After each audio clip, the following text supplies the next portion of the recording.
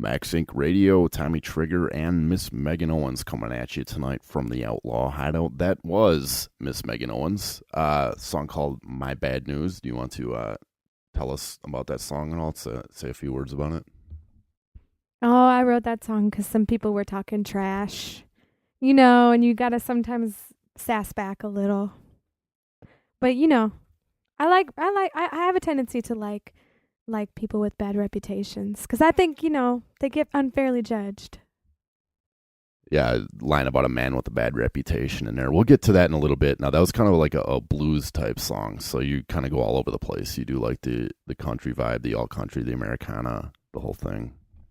Yeah, I'm an Americana songwriter, so that big umbrella statement, Americana, basically just means that I play American roots music. So blues is included in that.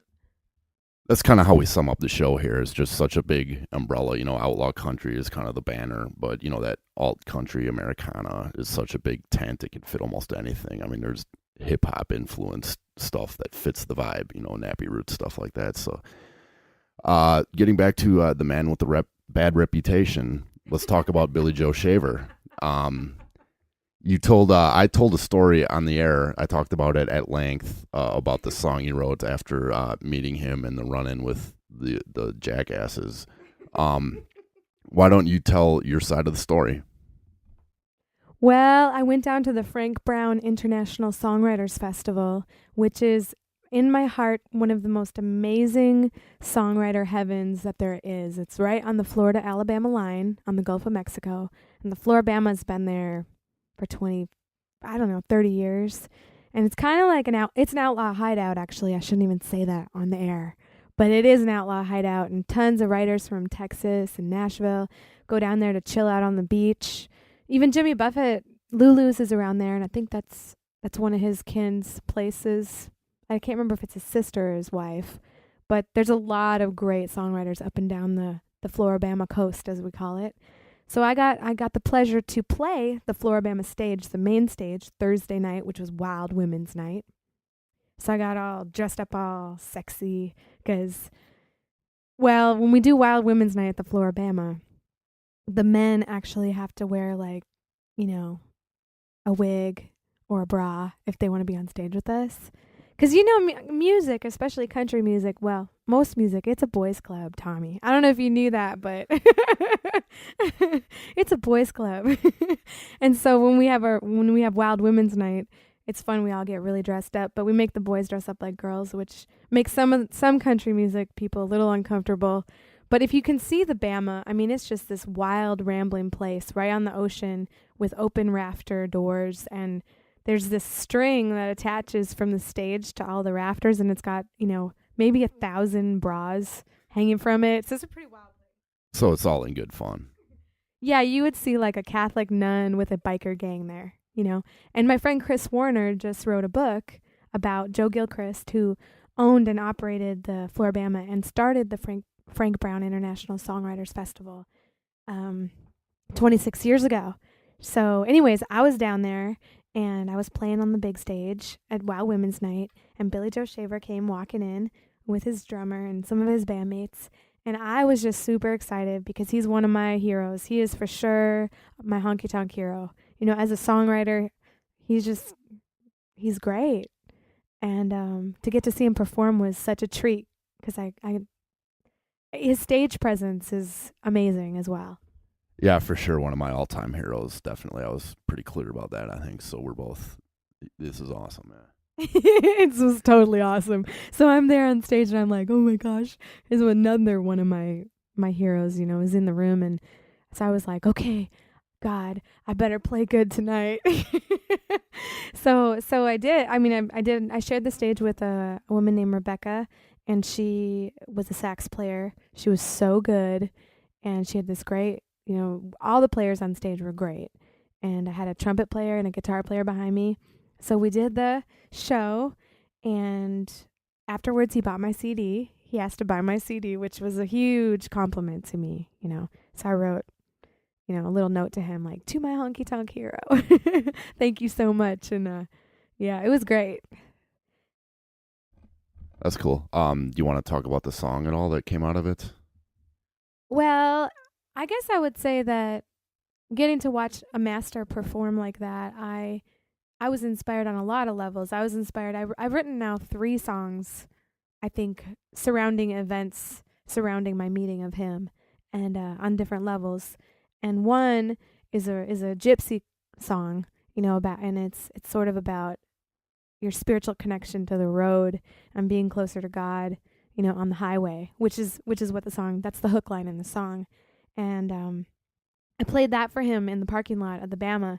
I said, "Hey, I wrote this song, just watching you talk about God and Jesus up there on stage while you're talking about drinking and partying." And I thought, I've never seen anybody be able to pull that off like him, you know? And so I was pretty amazed. So I played that one for him in the Bama gravel parking lot, and he loved that one. There's another one, though. Well, I just wanted to say something real quick about that. I mean, that's kind of a long-standing thing in country music. He does it as well as anybody's ever done it. But Hank Williams kind of pioneered that with his Luke the Drifter persona, and then his whole other side of him that's more famous. Yeah, that heaven and hell thing. I mean, I think that's what makes country music pop. It gives it the sizzle. It's that stretch between heaven and hell. It's. But so later on, we were hanging out in the Bama, and these cowboys came up to me. Those kind of guys that you're just like, "Can you go away, please?" And they were on me like flies on flypaper. So it was just like they wouldn't go away and wouldn't go away and wouldn't go away. And after the Floribama shows, we all go hang out at a place called the River House, where you can meet writers. Before he died, I met Hank Cochran there, who wrote some songs for Merle Haggard. Red Lane will hang out there.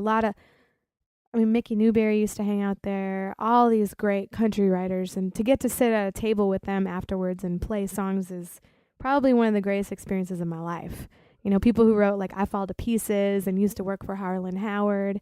So I want to go to the River House after the show, right? But these lame dudes were like, "No, no, no, you got to come over to our house. Got to come over to our house." And I was like, "I'm not going to."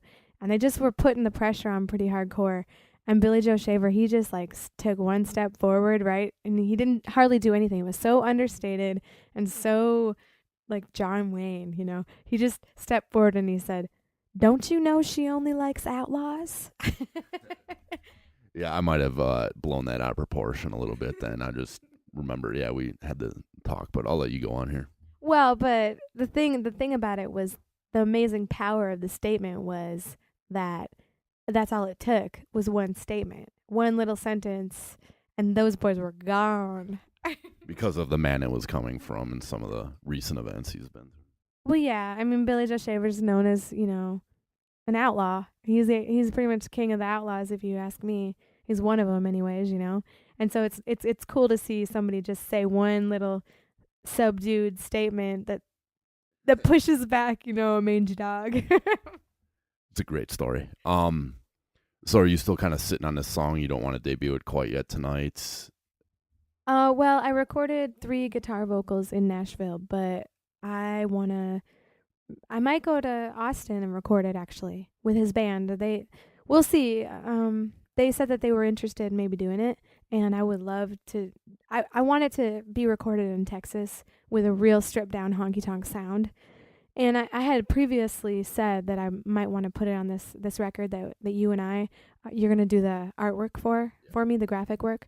But I think that the nature of the record that I'm about to put out is a little more rootsy and folky. And so I think this next song, inspired by Billy Joe, is going to be the title track to my next record.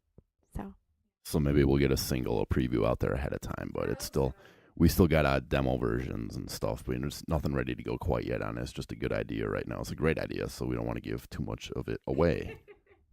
That's right. But we should play a Billy Joe song. Let's do it. How about The Real Deal? Yeah. I just hit Megan in the face with my microphone. Oh, man, that's hilarious. You got to keep that. You know what? That's all right, because when I'm on stage, sometimes I bop my own self in the face with a microphone. One time I've done it so bad before that I've like gotten a puffy lip from it. It's hilarious when I get all into a song. So, but he is the real deal. like for real, the real deal. So let's play it. Awesome. Billy Joe Shaver, MaxSync Radio, radio for the people.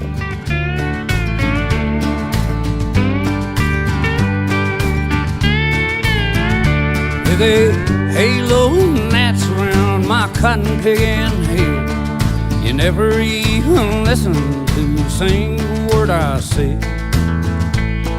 You sit there on your pompous ass and click your fancy heels, contemplate another piece of art that you can steal. Yeah, you're rich and you're good looking and outstanding in your field, but I'm the real deal. No, you can't know